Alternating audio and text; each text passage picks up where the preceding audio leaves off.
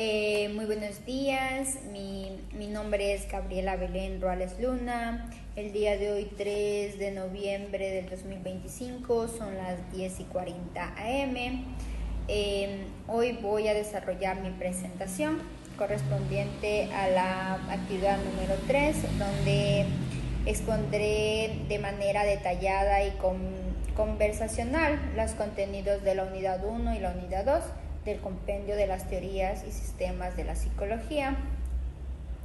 Mi intención es explicar los enfoques principales, dar ejemplos prácticos y terminar con una reflexión personal que ayude a integrar lo aprendido, ¿no?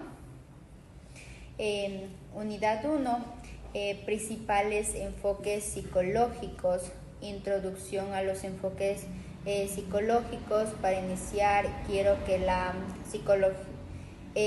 decir que la psicología es una disciplina que se construyó a partir de preguntas muy humanas: cómo pensamos, por qué sentimos, cómo sentimos, qué nos lleva a actuar de cierta forma. A lo largo de la historia, distintas escuelas han dado respuestas diferentes. No se trata de elegir la correcta, sino de entender qué aporta cada perspectiva. Acompáñame mientras recorremos estas formas de mirar al ser humano. El estructuralismo. El estructuralismo fue el primer intento de formalizar la psicología como ciencia experimental. Wilmer Jung y su discípulo Edward Tincher propusieron que la conciencia podía analizar en unidades fundamentales, como las sensaciones, imágenes y afecto. Para ello usaron la introspección controlada. Pedían a las personas que describieran lo que experimentaban. Al enfrentarse a un estímulo, ejemplo práctico: imagina que sostienes una naranja. Un estructuralista pedía que describas las sensaciones exactas, el aroma, la textura, la acidez, cómo se desmontaras esa experiencia en partes. Esto es útil históricamente. Nos muestra el esfuerzo por convertir la experiencia subjetiva en objeto de análisis científicos. Sin embargo, la introspección resultó ser demasiado dependiente de la capacidad verbal del sujeto y difícil de replicar entre diferentes observadores. El funcionalismo con William James cambió el foco. Ya no interesa tanto qué es la mente, sino para qué sirve la mente. Se entiende como un proceso dinámico que ayuda a la adaptación al entorno. Esto tuvo importantes aplicaciones prácticas, como educación clínica, orientación laboral. Ejemplo cotidiano: cuando estudiamos para un examen, no es importante analizar cada pensamiento. Lo que importa es cómo nos organizamos, qué estrategias usamos para retener información y cómo aplicamos ese conocimiento. El funcionalismo trajo una orientación pragmática: estudiar la mente en su uso real. Psicología del acto. La psicología del acto representa por Frank Brentano, propone que lo central son los actos mentales, no los contenidos. Es decir, recordar, imaginar, percibir, desear son acciones dirigidas a objetos. Introduce el concepto de intencionalidad.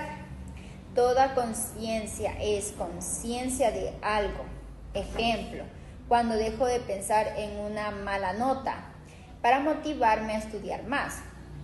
Lo que está en juego no es solo el recuerdo, sino la dirección intencional de mi pensamiento hacia un objetivo futuro. La psicología del acto nos recuerda que la mente se orienta y actúa. Enfoque histórico-cultural. Ahora el enfoque histórico-cultural de Lev Vygotsky nos demuestra que la mente se forma en relación con otros. Vygotsky planteó conceptos clave: la zona de desarrollo próximo y las herramientas psicológicas, lenguaje, símbolos, signos. Para él, el aprendizaje impulsado por las interacciones sociales precede al desarrollo individual. Un ejemplo escolar: un niño que no puede resolver un problema de matemáticas solo puede resolverlo cuando un compañero, un docente, lo modela. El procedimiento en ese espacio de posibilidad. Esto tiene implicaciones enormes para la educación, la instrucción mediana, el trabajo colaborativo y el uso de andamiajes pedagógicos, ¿no? Eso ayuda bastante. Bueno, en conclusión de la unidad 1, en síntesis, la unidad 1 nos muestra cómo la psicología fue ganando complejidad desde intentar descomponer la conciencia hasta preguntarse por la función adaptativa, el carácter intencional de los actos mentales y el peso del concepto social, el concepto social y cultural. Estas perspectivas no son excluyentes, más bien juntas nos permiten una visión más rica del ser humano. Ahora vamos a hablar de la unidad 2, el psicoanálisis y las teorías contemporáneas. El psicoanálisis nace con Sigmund Freud y propone una idea que resultó revolucionaria.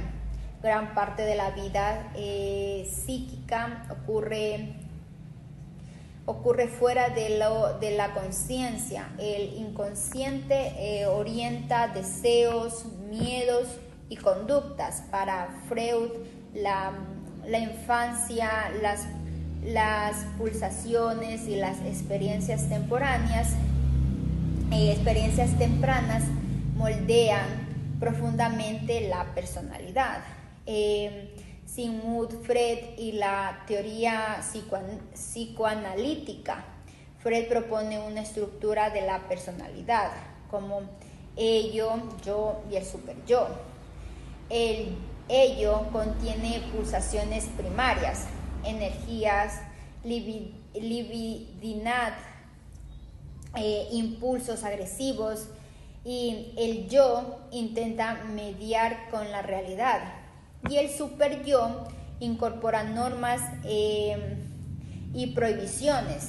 Además introduce mecanismos de defensa como la represión.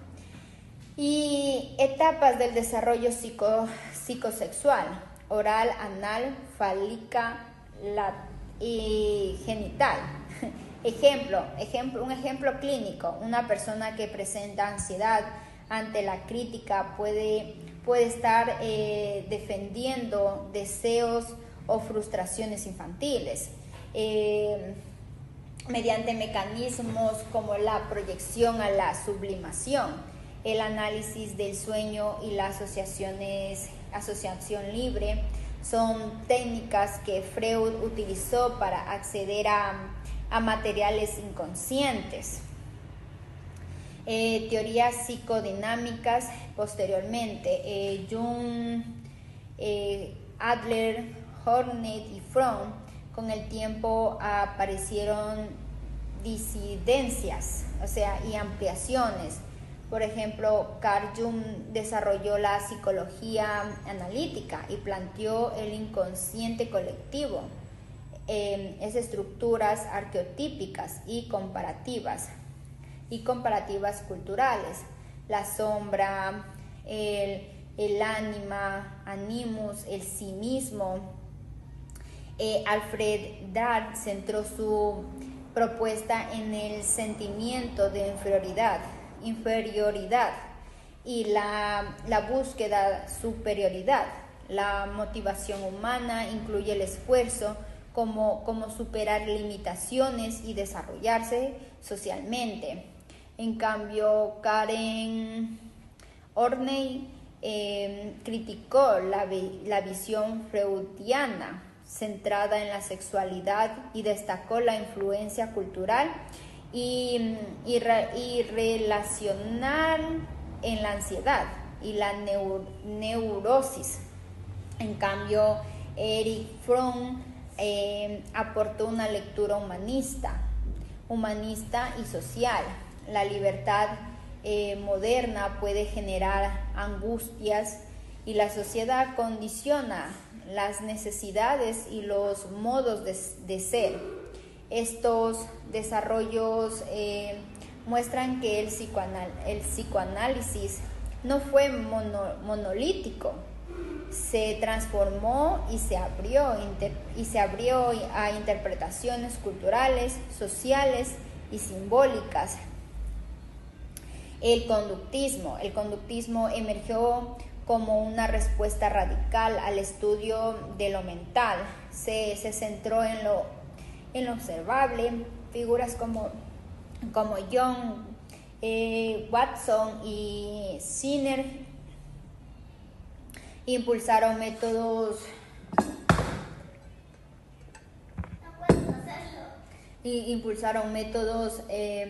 experimentales que privilegiaban estímulos, respuestas y el refuerzo. Ejemplo experimental: el condicionamiento clásico de Pavlov, campaña y salivación, y el condicionamiento operante de Skinner, refuerzo positivo y negativo. Demuestran cómo la conducta se aprende y se mantiene por consecuencia. En la educación y la terapia conductual, estas ideas se aplican en técnicas como el refuerzo, el modelado y la desensibilización sistemática. El cognitivismo, más adelante el cognitivismo retomó el estudio de procesos mentales, pero con rigor científico y modelos inspirados en la computación, la mente como procesador de información. Se estudian la atención, la memoria, la percepción, el lenguaje y la resolución de problemas. Ejemplo cotidiano: al leer un texto, el procesamiento de la información incluye codificar palabras, integrarlas como conocimientos previos, almacenan en la memoria y recuperan cuando es necesario. Los modelos cognitivos han influenciado en la psicología educativa, terapias cognitivas y la investigación sobre neurociencias cognitivas. Teorías del aprendizaje. Dentro de las teorías del aprendizaje convergen aportes conductistas y cognitivos. Se analiza cómo se adquieren hábitos, habilidades y conocimientos. Hay varios mecanismos: condicionamiento, el aprendizaje observable, Bandura, aprendizaje significativo, que es Ausubel, y enfoques constructivistas, Piaget y otros. donde el sujeto construye activamente sus conocimientos. Ejemplo pedagógico: un docente que usa estrategias didácticas activas, preguntas guiadas, proyectos, aprendizajes cooperativos. Favorece la construcción del conocimiento en vez de solo transmitir información. La idea al promover la enseñanza que empuja al estudiante a niveles superiores con apoyo. Conclusión de la unidad 2. La unidad 2 demuestra que la psicología se diversificó del mundo interno, inconscientemente al comportamiento observable y luego a los procesos cognitivos que integran información y experiencias. Las teorías contemporáneas tienden a ser más integradoras, combinan aspectos biológicos, psicológicos y sociales para explicar el comportamiento humano. Ahora quiero integrar ambas unidades con ejemplos que permitan ver cómo se complementan. Tomemos el caso de alguien que tiene dificultades para concentrarse en el estudio. ¿Qué diría cada enfoque? El estructuralismo se interesa por las sensaciones y estados subjetivos que describimos al estudiar. El funcionalismo preguntaría: ¿qué función cumple esta dificultad? ¿Permite evitar ansiedad? ¿Es un problema de adaptación? La psicología del acto mira los actos de atención como procesos dirigidos. Vygotsky recordaría el papel del entorno. ¿Hay apoyo en estrategias y herramientas culturales para estudiar? En cambio, la psicoanálisis podría explorar conflictos inconscientes o miedos relacionados con el rendimiento. En cambio, el conductismo examinaría reforzadores y hábitos que contingencias mantiene la inatención. El cognitivismo analizaría procesos de memorias, atención selectiva y estrategias de planificación. Esta visión plural nos permite diseñar soluciones integradas, trabajo con estrategias cognitivas, modificación, contingencias ambientales y trabajando en la motivación y aspectos emocionales si es necesario. Desde la educación, Vygotsky, Piaget y los enfoques cognitivos nos indica que el aprendizaje es activo y social. Por tanto, las prácticas pedagógicas deben favorecer la interacción y el pensamiento crítico desde la clínica y refuerzo.